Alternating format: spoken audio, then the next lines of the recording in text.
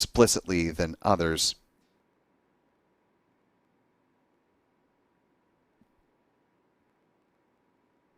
So I hope you all are staying safe, and if you are able to safely enjoy the launch tonight, we certainly appreciate you being with us here for that.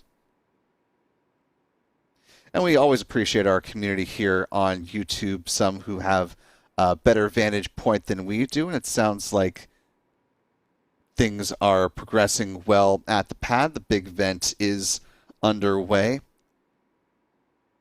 A good indication that things are moving along on track with tonight's launch of Falcon 9 rocket coming up here in just a little more than 19 minutes time.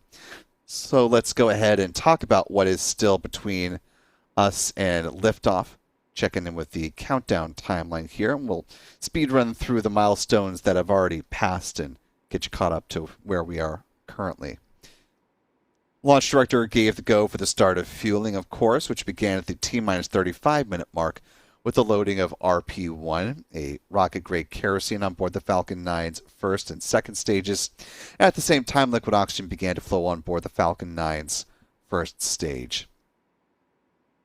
About half an hour before the set liftoff time, SpaceX began to load cryogenic helium onto the pressure vessels for the Falcon 9's first stage, and did the same regarding the second stage a few minutes after that. The helium is important because it's used to pressurize the main propellant tanks during flight. Then at T-minus 23 minutes was when second stage RP-1 loading wrapped up. T-minus 20 minutes and 50 seconds was the start of the strong back chill down. As we just mentioned, the big vent currently underway. Appreciate our live viewers putting that in the chat for us here tonight. Just under 18 minutes on the clock as we're currently talking. In just a couple of minutes, SpaceX will start the flow of liquid oxygen on board the rocket's upper stage.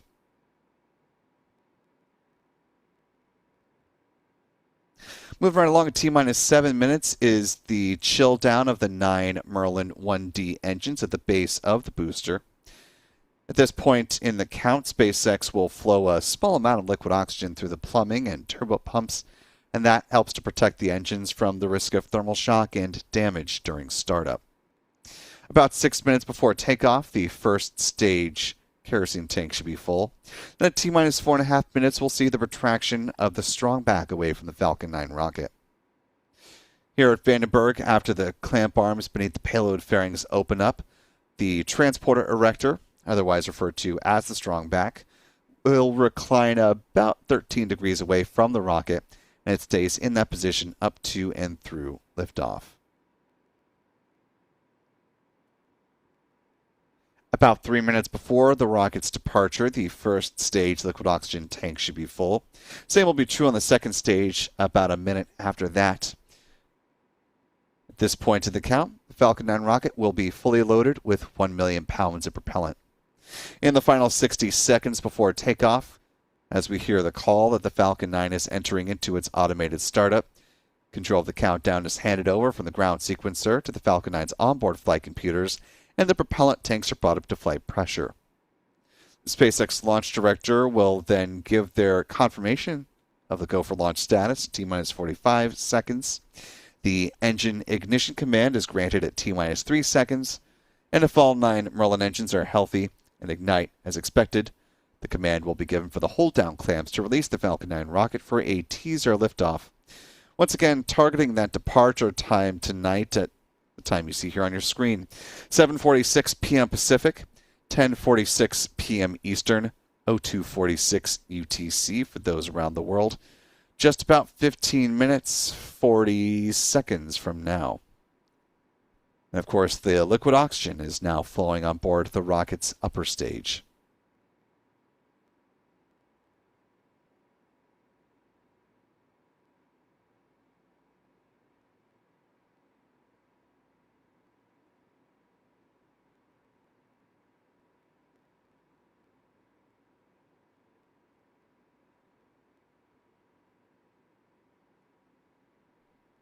Taking a look at our live chat here with about 15 minutes remaining on the clock. want to thank a few more folks in the chat for your support this evening. Thanks to Jeff Quintrall for the $5 super chat, one of our channel members. Good to see you this evening, Jeff. Beat You with a $2 super chat asking how many satellites are in orbit at this time. As far as the SpaceX constellation of Starlink satellites is concerned, as of the most recent accounting from astronomer, expert orbital tracker, and friend of the channel, Jonathan McDowell, Dr. Jonathan McDowell, I should say, there's about 10,370 satellites as of the afternoon of May 16th, so that may have adjusted slightly, but it's thereabouts at this point. 24 more satellites will be added with tonight's launch. Thanks to channel member Michael McRory for a $10 super chat. Good to see you tonight, Michael. Thanks for the support. Another channel member, the Kaiser, writing in with a $5 super chat, saying very kindly, the only reason I choose Spaceflight Now is for the great footage, the awesome narrator, and the amazing mods and people in the chat. Go SpaceX. I will extend the kudos noted within that in the realm of the awesome footage to our photography, videography / production team here at Spaceflight Now, one of whom, of course, John Pisani, is running the technical operations of tonight's broadcast.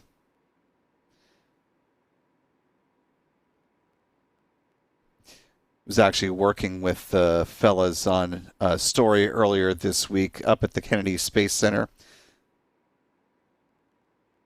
We'll have to wait and see exactly when it will go up on the channel. It's currently in the early stages on the editing process, but I will say it's related to the Nancy Grace Roman telescope, and I will leave it at that for now. Our thanks as well to the Rocket Girl, who's been a member with us here on the YouTube channel for 21 months at the mission specialist level. Says, good to see you all tonight. Good to see you, Rocket Girl. She goes on to say, summer coming up, finally going to have all my time for launches. Thank you to Will and the Spaceflight Now team for all the hard work. Go Falcon, go SpaceX, Godspeed, B1103. Yes, 1103 is the tail number of the booster set to fly this mission here tonight. This was not the mission that it was originally set to fly. It was actually previously assigned to the NROL 172 flight, but SpaceX decided to swap boosters on that mission and instead fly B1097 on its 9th flight in that launch for the National Reconnaissance Office. Not terribly uncommon for SpaceX to change out boosters, but the company did not make a statement as to why they ultimately decided to do that. SpaceX is still working to certify its boosters for up to 40 launches apiece. Here's a look at the most frequently flown boosters, as of course we're about to see one very much on the opposite end of the Frequent Flyers Club. B1103 launching for just a second time after previously launching a batch of Starlink satellites back just last month in April. 11 minutes remaining before liftoff here tonight. See, we've got now more than 4,200 of you, 4,300 of you watching. Appreciate all of you for checking in. Let us know in the live chat where you are watching from tonight. Obviously, we've got a number of folks there in Central to Southern California. Let us know if you are among them or if you're watching from a little bit further away.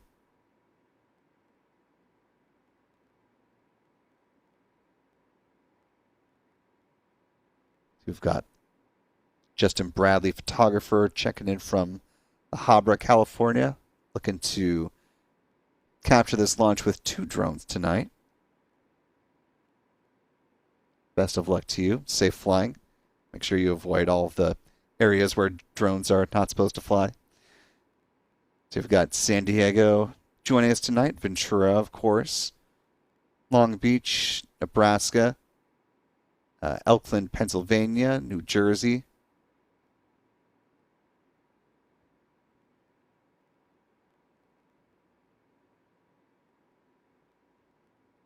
Some folks down in Mexico. Always great to see where our international audience is representing.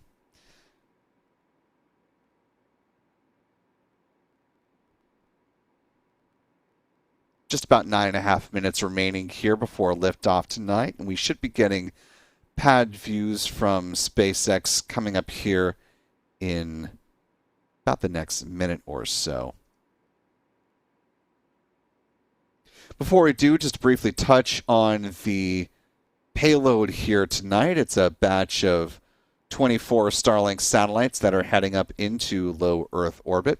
For those who missed it earlier in the broadcast, this is SpaceX's 45th launch supporting its own Starlink constellation. SpaceX has been flying and will continue to fly for at least the foreseeable future the Starlink version 2 optimized mini satellites. These are considerably lighter than the predecessor V2 minis, as you can see there on the screen. Each of these satellites, with their solar panels unfurled, have a wingspan of about 100 feet or 30 meters tip to tip. They use argon Hall effect thrusters for in-orbit maneuvering, built in the facilities that you're seeing here on your screen in Redmond, Washington. The satellites flying tonight will be deployed at an altitude of about 163 miles or 262 kilometers at a roughly 97.3 degree inclination. And we are getting views now from SpaceX of a pretty spectacular sunset here on the coast of California. 8 minutes on the clock by the SpaceX count.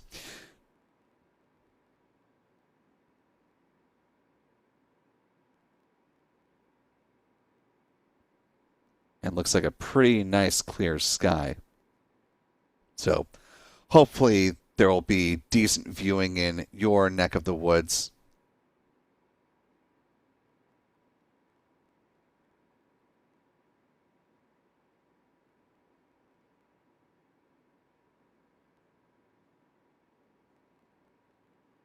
SpaceX has taken to starting its Starlink launches a little bit earlier so that it can run some additional ads here. So here in just a second, we'll peel away as they're about to dip into their ad break. And in the meantime, we'll use this opportunity to talk about the trajectory of the Falcon 9 rocket here tonight. It's going to be lifting off from Space Launch Complex 4 East there at Vandenberg Space Force Base. The rocket will be flying on a south-southwesterly trajectory upon its departure from the California coastline. After stage separation, the booster 1103 will target a touchdown on SpaceX's one and only Falcon recovery vessel. That is the drone ship called, of course, I Still Love You. If successful, this will be the 197th good landing on the drone ship here and the 504th drone ship landing for SpaceX so far. As you saw with a little glimpse of the fairing, the payload fairings will also be recovered on this flight tonight and will be turned around for future missions. SpaceX will scoop them up in a recovery vessel like the one you see on your screen, brought through the port of Long Beach, and then turned around for future missions.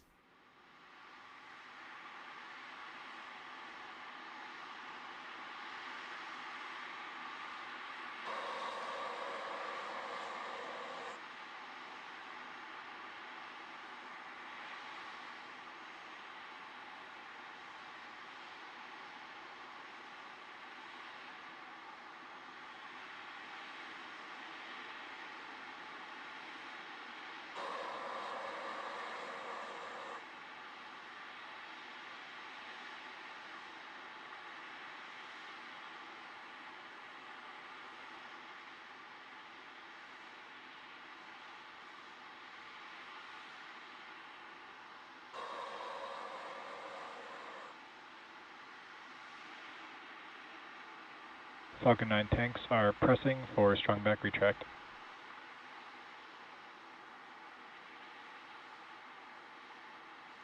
Good call there. Coming up here within the next minute, we'll see the clamp arms beneath the payload fairings open up. Shortly thereafter, the large truss structure to the right of the rocket, the strong back, will recline about 13 degrees away from the launch vehicle. Strong back retract has started.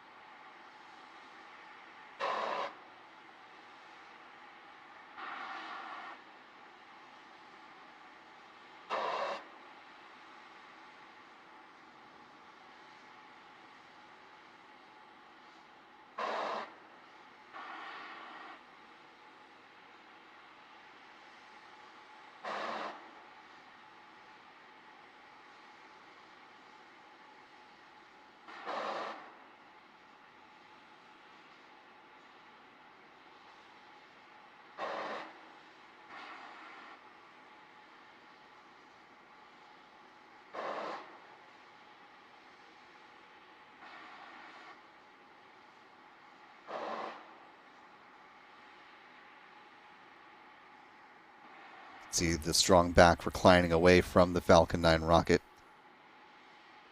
Once it completes this reclining motion that we're watching right now, it will stay in that position up to and through liftoff.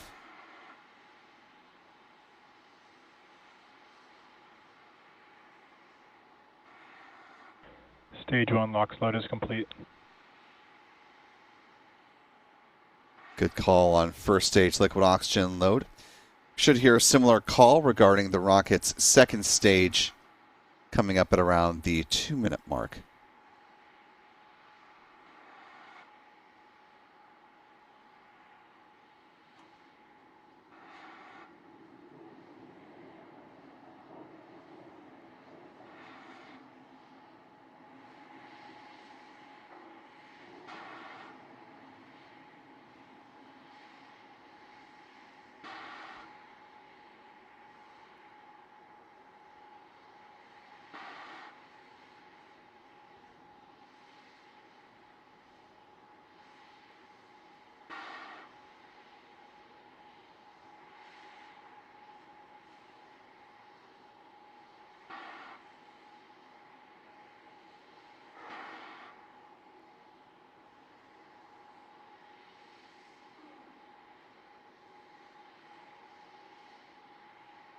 Stage 2 LOX load is complete.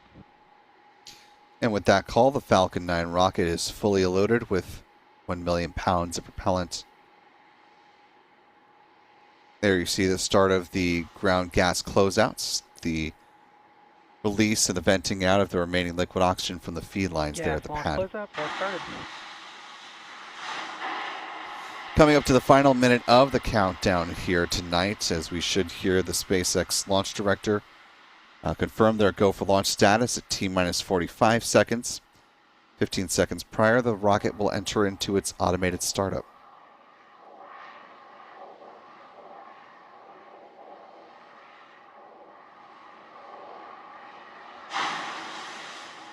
Falcon 9 is in startup.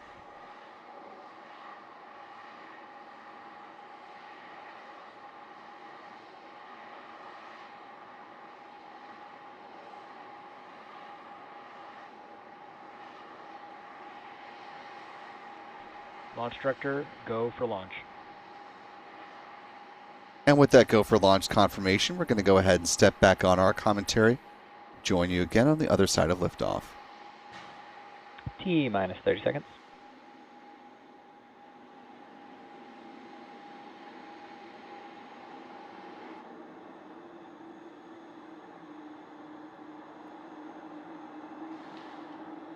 Fifteen seconds. T-minus 10, 9, 8, 7, 6, 5, 4, 3, 2, 1. Ignition. Engines full power. And liftoff. Go Starlink, go Falcon.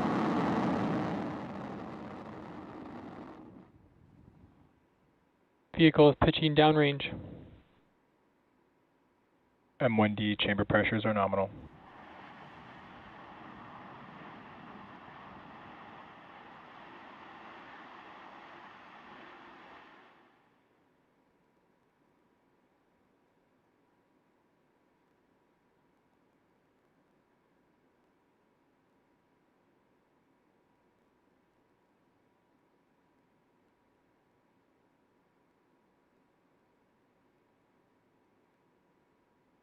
Power and telemetry nominal.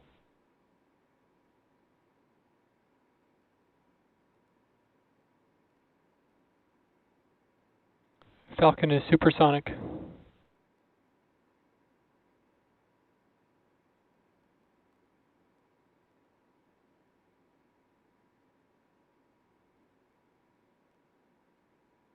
Max Q.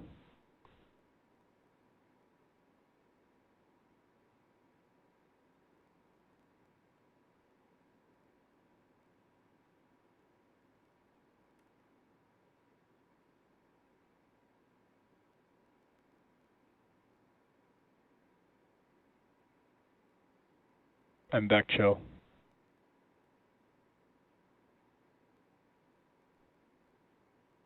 And a good ascent of the Falcon 9 so far. That recent call you heard for MVAC chill. Teams thermally conditioning the Merlin vacuum engine on the rocket's upper stage. SpaceX is coming up to a few events now in fairly rapid succession. And there's a chance that folks in the southern portion of California onto Mexico may see a bit of a jellyfish there. So, happy hunting. For SpaceX, in the meantime, we'll see first stage main engine cutoff in about 10 seconds. That'll be followed by stage separation and then the ignition of the Merlin vacuum engine. Payload fairing should jettison around the 3-minute mark in flight.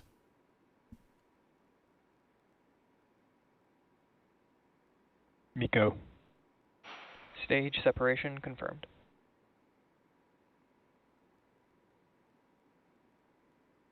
I'm back startup.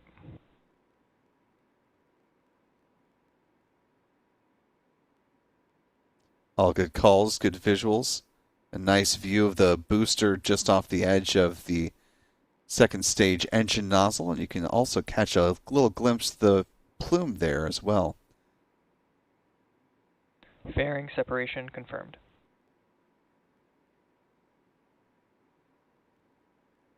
Nice view of the 24 Starlink satellites on this mission. And again, those payload fairings will be recovered by SpaceX, refurbished and turned around for future missions. After atmospheric entry, they'll make their final splashdown in the waters of the Pacific Ocean under the support of steerable parachutes. Just about 3.5 minutes into this mission so far, Starlink 17-42. We appreciate all of you who are with us for this portion of the flight. Coming up next will be the 3-engine entry burn on the booster that will help to dramatically slow it down as it makes its way back through the atmosphere and aims for a landing Both on the vehicles are on a nominal trajectory. on the drone chip called, of course, I Still Love You. Good call there for nominal trajectory confirmation for both the first and the second stages. Part of keeping that nominal trajectory are those puffs that you're seeing on the booster or from the booster. Those are the cold gas thrusters, which help the booster adjust its attitude or positioning as it makes sure it's on the right course for a landing coming up here in the next few minutes. Booster passing its point of apogee on this flight. Looks like we're topping out at about 113 kilometers in altitude, now making its descent towards the drone ship.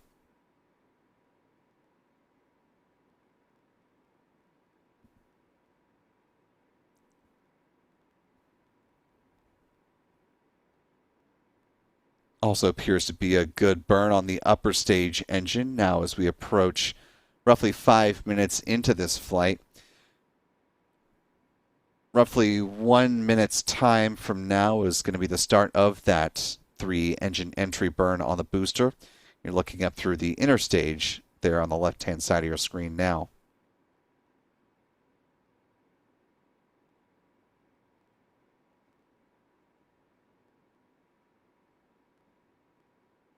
Falcon 9 will be flying back through its own engine plume, which is why the flight-proven boosters have that sooty quality to them, is because it's the buildup of the RP-1, the rocket-grade kerosene, that's burned.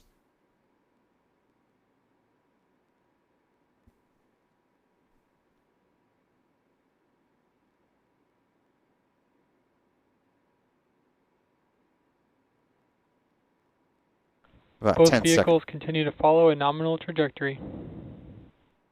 Stage 1 FTS has saved. Stage 1 entry burn startup.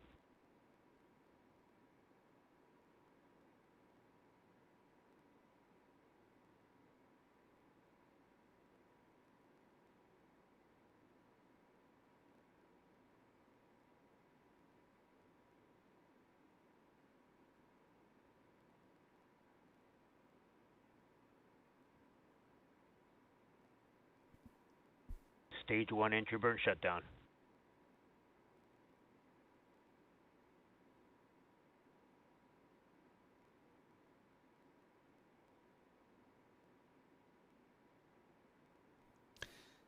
And a good 3-engine entry burn, slowing the vehicle down by just under 3,000 kilometers per hour.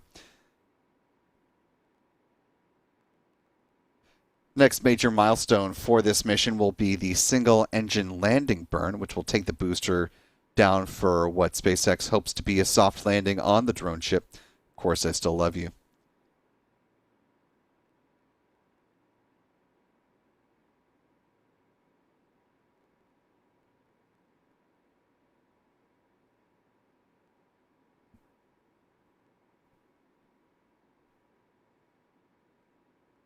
Stage 1 transonic.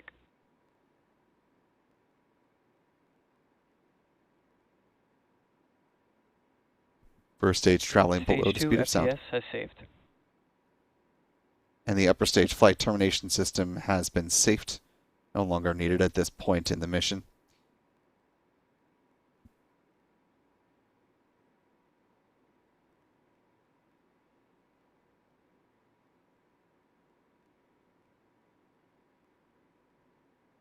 Stage 1 landing burn. Stage 2 is in terminal guidance.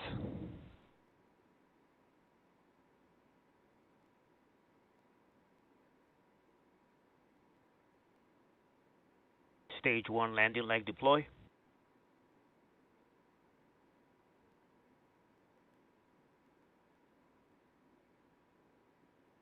Stage 1 landing confirmed.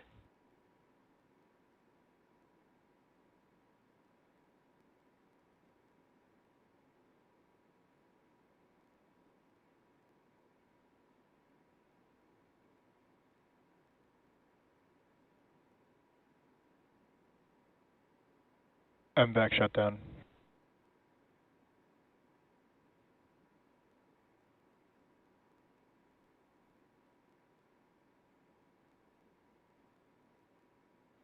Nominal park orbit insertion. And with a good orbit confirmation, preceded by a good booster landing, the upper stage will now coast until T plus 52 minutes, 30 seconds post liftoff.